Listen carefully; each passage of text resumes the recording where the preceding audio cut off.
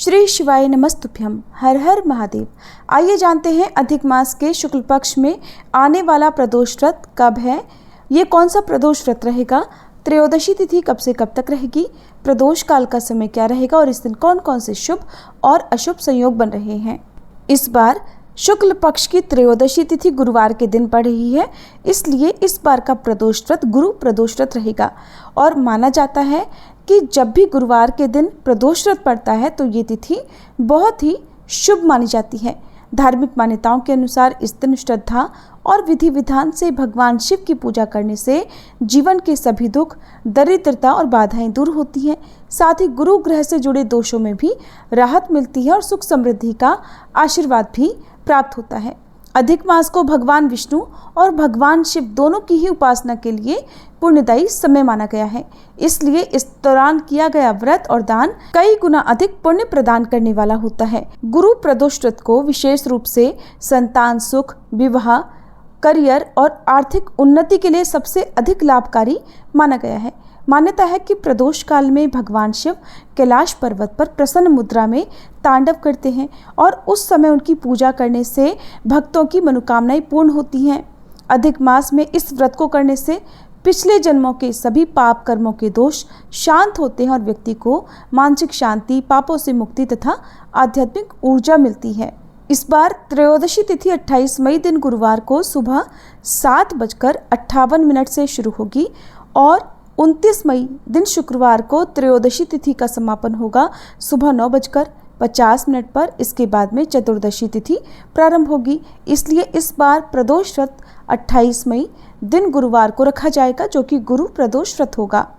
28 मई गुरुवार को ब्रह्म मुहूर्त सुबह 4:09 से 4:57 तक रहेगा। सूर्योदय होगा सुबह 5:45 पर, सूर्यास्त होगा शाम 7:02 पर। इस दिन प्रातःकाल पूजा मुहूर्त सुबह 4:23 से 5:45 तक रहेगा। इस दिन चित्रा नक्षत्र सुबह 8:08 तक रहेगा, बाद में स्वाति नक्षत्र प्रारंभ होगा। वहीं राहु काल दोपहर 1:30 बजे से लेकर 3 बजे तक रहेगा। प्रदोष काल का समय यानी प्रदोष व्रत की पूजा का मुख्य समय रहेगा शाम 6:17 से लेकर 7:47 तक।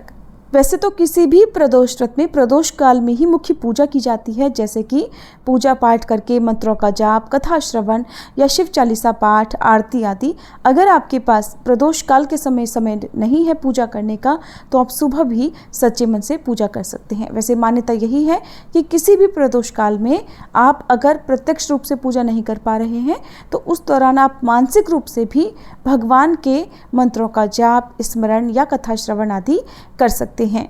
गुरु प्रदोष होने के कारण आज की पूजा में आप भगवान शिव को पीले पुष्प, पीले रंग की मिठाई या फिर बेसन के लड्डू का भोग लगाएं। गुरु प्रदोष व्रत की कथा पढ़ें या सुने, साथ ही महामृत्युंजय मंत्र का या ओम नमः शिवाय मंत्र का जाप करें। भगवान शिव को चंदन, बेलपत्र, धतूरा, मदार के पुष्प और अक्षत अर्पित करें। ध्यान रखें कि अक्षत यानी चावल बिना टूटे होने चाहिए। गुरु प्रदोष व्रत के दिन आप मनोकामना पूर्ति के लिए शिवलिंग पर गुड़ भी अर्पित कर सकते हैं। इसके अलावा चने की दाल का दान इस दिन करना शुभ रहता है। यदि आप फलाहार करते हैं तो अपने फलाहार में पीले रंग के फलों का आप प्रयोग करें, साथ ही पीले फल या पीली सामग्री का दान भी इस दिन करना शुभ माना जाता है। भूलकर भी इस दिन तामसिक चीज़ों का सेवन ना करें। सुबह और शाम विधि विधान से पूजा करके प्रदोष व्रत का पुण्य प्राप्त करें। ये थी आज की वीडियो। उम्मीद है जानकारी आपको पसंद आई होगी।